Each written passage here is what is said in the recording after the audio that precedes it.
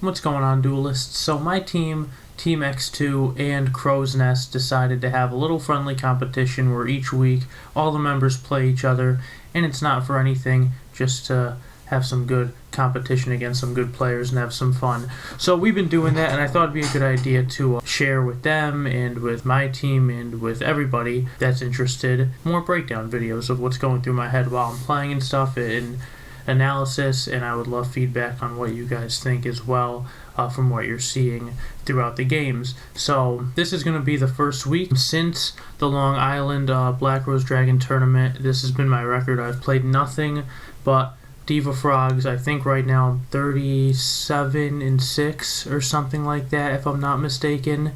But I have been playing nothing but this deck, just trying to perfect it because I'm tired of making the same mistakes in the really big Edison tournaments of changing decks last minute or cards last minute, and then you're just not well prepped, so you kind of side deck funny and not properly and all that stuff. And I wanted to be sharp. It's Rognak's build, the one that he won really big charity event with. I've been playing nothing but that. So, and just to let you guys know, if you're interested in the Yu-Gi-Oh! League for Edison format, join the Beast Mode Discord server. We are doing a War League with many different teams, and it's going to be just like a sports season where you play a different team every week, and then there's a playoff or a top cut, and then we're going to see which team could take it all. That is in the Beast Mode Discord server. We're expecting it to be a lot of fun. We have a bunch of teams already, and we want to see who the best of the best is. So round one, or week one rather, we played against SnackMuay, and this is how that game went down. Not an overly pretty game, but they can't all be pretty, right? So gotta break them down when they're good, when they're bad. And sometimes even going first, you open a hand like this, and even this hand is debatable. I could summon Swap Frog, send Treeborn, and pass, but I actually end up setting Treeborn here in passing. Now it's funny because I don't love this play that much. I think I was going for sort of a surprise factor here, but I think the optimal play is summon Swap Frog, send Treeborn, keep Treeborn in hand, bounce the Swap Frog back. If I happen to draw Mori of Greed, I send back a Dupe Frog and a Treeborn, and then if I start substituting, doing stuff, I could at some point throughout that combo use Swap Frog to bounce it back to my hand and normal summon Dupe Frog. So I'll still have a dupe lock as long as I don't draw the second dupe off of the Mori. So I just set Treeborn here. Interesting, and I pass. And there it is. Whirlwind Shura, our favorite. Makes me definitely want to have set Treeborn Frog even less. So much for the surprise factor. Not good. So now I'm looking at this like, alright, now we're definitely in trouble. They swing for the 8. They got Kaloot. Very important to remember. And they set a back row and pass. They dust shoot. So this is good and bad, right? They dust shoot, but which sucks, right? But they have no more back row. We just know they have Kaloot, and I guess we could see their whole hand, which is not what we want. But not having back row is decent for us. But we definitely have decisions to make here. I banished my whole hand so everyone watching could see. And they put a Caius back. I think that's the best play. And now we definitely have a decision to make here. And I think the best play, knowing that they have Kaloot, is getting the Shura off the board. Even though you always want to get Whirlwind off the board, and they kind of telegraph that they have Bora because they grab Kaloot. But next turn, if we remove this, they can't Blizzard. They kind of have to summon Bora and then Kaloot over.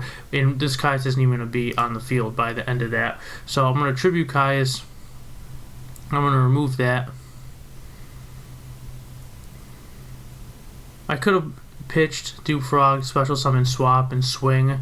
I think that would have been ideal, but I actually leave the Swap Frog in defense mode here because I'm going to pitch Dupe Frog, special summon Swap, use the effect to bounce Caius back, because Caius is really like our only, we opened pretty badly, right? And we didn't make it better for ourselves by letting them run over Treeborn and putting a free value in their grave. So right now, I mean, Diva's good, but we really want to hang on to that Caius, and I'm going to use the second part of that Swap Frog effect to normal summon this this dupe frog, just so that they have to attack it, so that if they don't overcommit to the field next turn when Treeborn comes back, if they don't have any back row, I could tribute this for Caius, swap frog, bounce it back again. Is it going to play out like that? Probably not. When Blackwings don't have that many back row, it means they must have a crap ton of monsters. So I want to show this right here because they do. They have a crazy hand, and if they summon Bora, get Kalut, special summon other Bora, special summon Gale, and have 2 Kaluts, they're off by a little bit. I did the math, I think it was like 250, but they did the math, they said it was 50. So it's crazy that we ended up summoning the dupe frog here in the whole turn, my turn 2, I guess technically turn 3 sequences. I feel like this game is just ugly from the beginning, right? It should have been summon swap frog, send Treeborn, bounce back, pass. That is just the turn 1 ideal play no matter what. And I already feel like I didn't play this perfectly, and then it gets kind of hairy with leaving Whirlwind on the field and whatnot, but I don't want to let them... I can't leave Shura on the field, right? Because then we're going to get colluded, and I didn't think there was a ton I could do without going super minus there, so we kind of, in my mind, had to play it that way. So now they're thinking about this for quite some time. I make the joke, just don't be calculating game, but in fact they were definitely calculating game. So they grab a Kalut here, and they attack the dupe frog, which is great.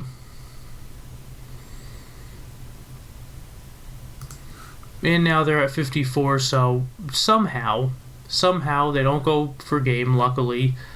I guess I say somehow, meaning somehow we made it to one more turn, and it turns out that having Caius here is... everything just played perfectly, right? All the frogs did everything they had to do. They synergized with each other perfectly. Dupe frog died, got me swap frog, bounce back Caius the turn before. So this is going to be 1,000 plus 24 is 34, 44. Dupe frog got us the swap frog pitch, special summon 54, right? So how convenient. Somehow, with setting Treeborn turn 1, getting Whirlwind, Shurud, and Dust Shooted, and them having a monster hand like that, frogs were still able to put enough pressure on to actually take game 1, which is pretty nice to come out of that with a win. But we easily could have lost that game. So let's... You didn't see that. You didn't see their hand. Shura, 2 back row. I draw a heavy, and I was probably going to rip that if they didn't do anything. Would I have? Well, you want to establish the board, right? So if they don't Dust Shoot here, you got to start... I mean, it could be anything. Could be pulling, could be mask or trick, could be a bunch of stuff, and our hand's not great, so I definitely want to go summon swap frog, get Treeborn, and then next turn try to make some stuff happen. So I think heavying could have been okay, but if they do have Starlight Road there, then we're in trouble. So that it didn't come to that, but I definitely would have had to think on that for a second. So they Dust Shoot and they send swap frog back. So again, we get Dust Shooted right off the rip, and now our hand is very subpar, but big body dupe frog, and we just set them, and luckily we don't see a Whirlwind yet, and they know we have heavy, so we kind of control the board a little bit. Now I want to show both here because I think it's important to know, because I went back and watched this game. They know everything we have, right? And we have not much. They have pulling, they have bottomless. Yeah, definitely a lot of stuff they could have done here. And they special Gale, and they tribute it for Sirocco. In my mind, watching this the first time, I thought they should special Gale, make Armor Master, summon Fossil Dyna, attack, but then I could just kill them and run over, and they know they don't have protection, so it didn't make sense thinking about it, going back and looking at it now. But they actually make... I'm petrified at this point before I say anything else. They're doing this, and I'm like, alright, Dark Arm is just going to win them the game. Like, now they have Arm doing ready to go. They're just very, very ready to go. But I grab my swap frog back. They're going to get a value. So they make Armdwing, and they have a really nice graveyard. And we draw Diva. So I think we have to get this out of the way, right? If we want to start doing anything. And we do want to start doing stuff. And we need definitely to clear the board. and Caius is our friend with that. But I do want to pause because there are a lot of options here, right, with that hand. Gilman doesn't do a whole lot. You could, I mean, we don't even have Treeborn back. You can't really summon Diva, right? You're going to make a level 5 with a Mermaid Archer. Or you could get another Diva, pitch Gilman a special summon Swap Frog, or pitch Mobius for Swap Frog, and then make a 6. Or Diva Archer Swap Frog for Black Rose Dragon. None of that stuff seems very viable to me, but Caius does, because Caius kind of answers the questions of what they have on the board and also makes it so that, you know, Armed Wing isn't going to be able to run me over. So I get Armed Wing out of there, because if we do remove Shura and attack over Armed Wing and they don't have Kalut next turn, they could value remove that and the Armed Wing for Armor Master. So I take a chance here and I say I have to get rid of the Armed Wing. I'm attacking this Shura right now, and if they've had everything else anyway, so I'm not leaving that on the board to let them do any other crazy stuff. Plus now they have 4 Darks Engraved, so they can't Dark Arm. So if they have Kalut, they have it, but I'm not giving them the free Dark Arm. So now we see they draw, and now somehow they went first. They have 3 to our 4.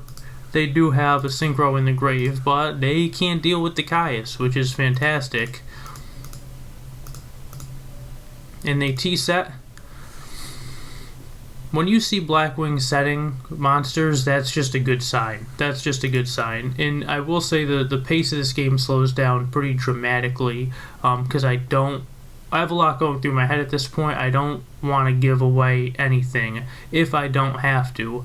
I'm worried about Dark Arm. I still have 8,000, which is fantastic, but they could pop off at any time. I don't want to give them anything for free. So I take my time, I'm thinking about this, and I end up just attacking. No reason to do anything else. Goes through, free +1. They draw Deck Devi.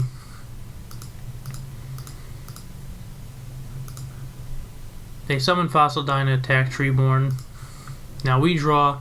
I'm doing this very quickly, I apologize. This actually be a faster video for once as opposed to an hour-long breakdown. They summon Fossil Dyna, attack Treeborn, and they don't set this. I think I would have done the same play, just attacking, but I would have been a little more fearful, because they haven't used this yet to block any attack or anything, so I don't think this is anything. So I think I'm in the clear to just attack, and that's exactly what I do, and I feel really good because I drew Dust Tornado.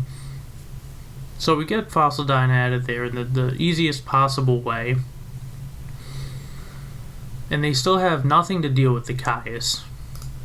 So they're going to remove for Arm Wing, set the Deck Devi, and pass, and I think about this for 30 seconds to a minute, I want to say, because now I don't know if this is a Bora. I could probably hide this again, right? I don't know what's going on. I'm thinking, okay, maybe they need to force the Icarus attack and get these cards out of here. They see I finally have a back row set. Let's put Armed Wing on the field, and I say, you know what, I don't want to give them that chance. I don't think this is Icarus at this point. It's been sitting for so long, so I do end up dusting this. And it wouldn't have been crazy anyway if it went through.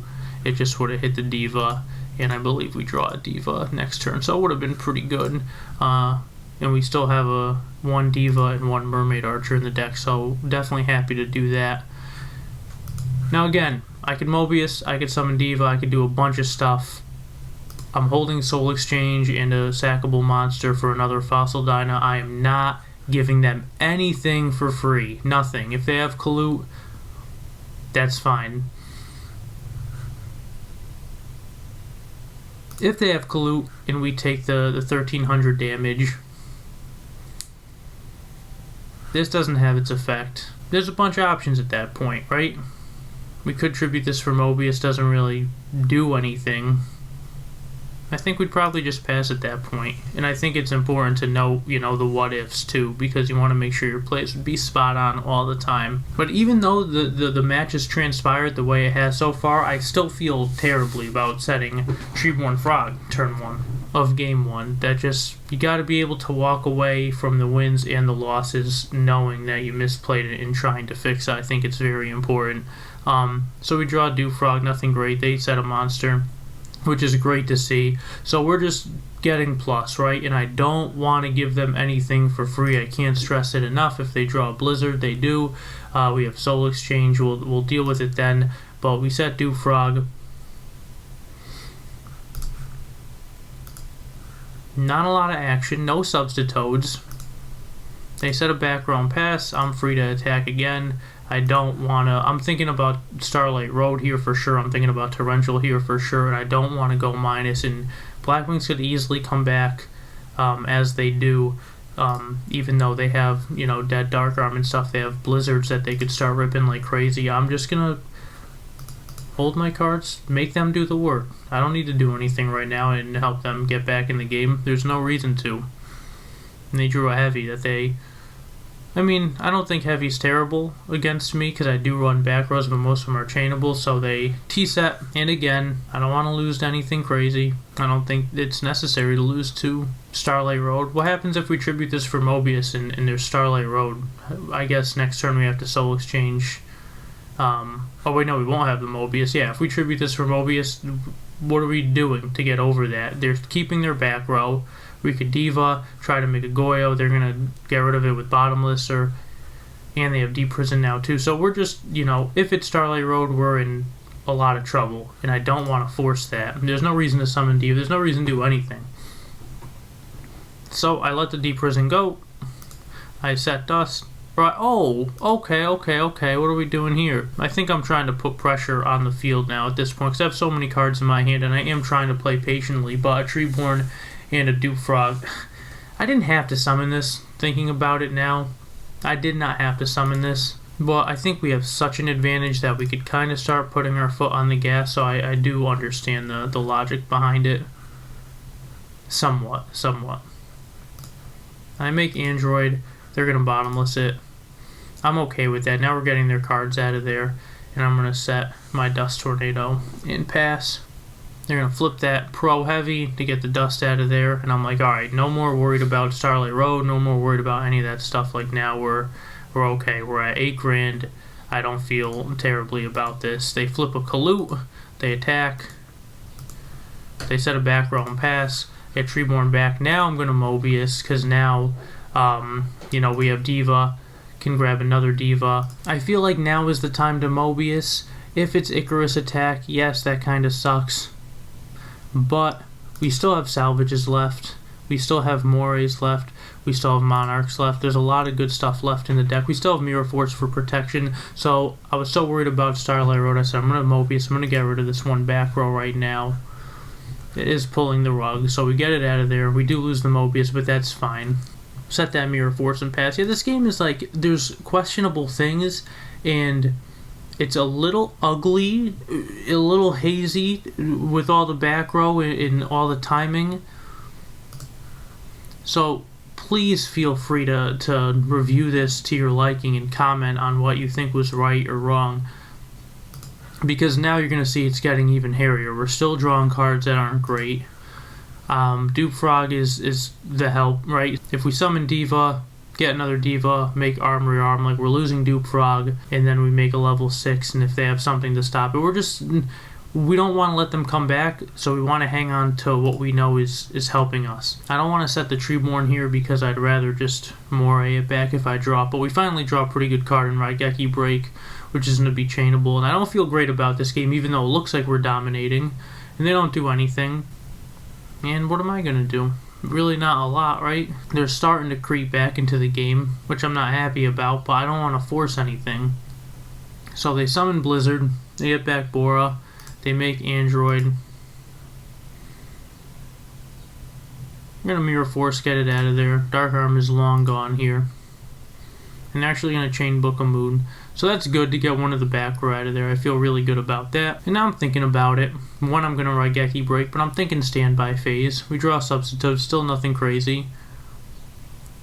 Still no Salvages, no Morays, but that's our first Substitute draw. Duplock is far out of the question at this point.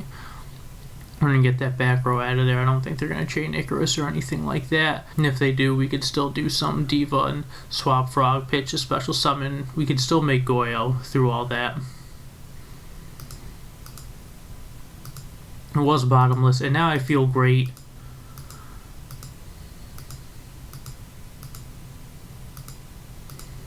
And now we're just going to put our foot on the gas a little bit more. Could Substitute, Soul Exchange, set up Flip-Flop Frog, and keep Substitute with Dupe Frog for that lock. But they're at 21. I've let them come back into this game a little bit already at certain points, and I don't feel great about letting that continue to happen. So take the Android Set Threatening Pass. I'm threatening the Bora attack so I could Substitute and do some stuff next turn, but they don't have any back row, and we top deck Rise. So finally see a Monarch, and somehow against Black Wings, we finish with more than 8,000 life points, which is an absolute miracle. So this wasn't a pretty game, and a lot of room for alternate plays. I think I'm happy with the way that I played it for the most part. Probably 96-98% I'm happy with, but definitely a lot of options, and I'm very curious to see what you guys think. If you like my play, if you don't, if you like some of it, please feel free to let me know in the comments. Thank you to everyone who subscribed to the channel. If you're not, please do follow me for more Yu-Gi-Oh content. Follow my Instagram at thePokeRapper, and we'll see you in the next one, guys.